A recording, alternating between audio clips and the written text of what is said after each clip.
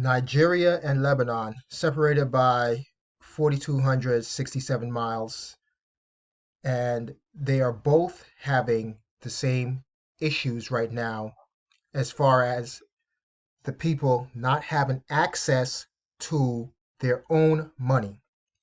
In Nigeria, and I'm going to show you a couple of clips here right now. In Nigeria, they are attacking ATMs and banks and just trying to have access to their cash. The government or the central bank in Nigeria is forcing the citizens to use a CBDC or a central bank digital currency. As a matter of fact, give me a follow on Twitter. I liked and retweeted these as well at Sergeant Crypto 99. And in Lebanon, the same thing is happening. This one has been happening since 2019. No one has had access to their own savings since 2019. Imagine that, not having access to money that you've earned. And not only that, the value of your money dropped 98%. So these people are attacking the banks and ATMs as well to have access or to try to get access to cash, to their cash. And they've taken it a step further than the people in Nigeria. They're actually going to the homes of these bankers and attacking their homes, burning their homes as well. Again, not advocating for any violence here. However, it's only so much people can take before these types of things happen.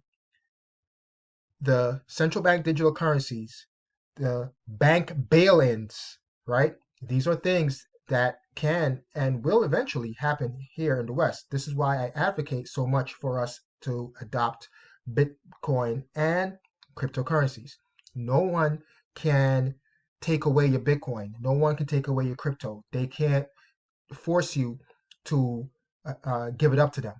And if you want to purchase something, you and that seller could use Bitcoin without, again, an intermediary, without a third party, without a bank, all right, without a credit card telling you you can or you cannot use it. This is what central bank digital currencies are, all right? They force you to use them and they can tell you whether to shop at this particular store, whether to donate to this particular cause, all right? Whether to save your money. This is why, again, I advocate for us to use Bitcoin and cryptocurrencies. These are just, in my opinion, test runs right now in both these countries, in Lebanon and in Nigeria. These are just test runs, right? And the central banks in the West are seeing how the people are reacting to the bail-ins, to the forced use of their CBDCs, and will try to make it a little sweeter for us to use it. Don't fall for the okie doke. Again, just let me know what you guys think, man, about what's happening, in these two countries that's, so far apart from each other. However, they're going through the same issues right now. Discuss in the comment section below, and I'm out. Peace.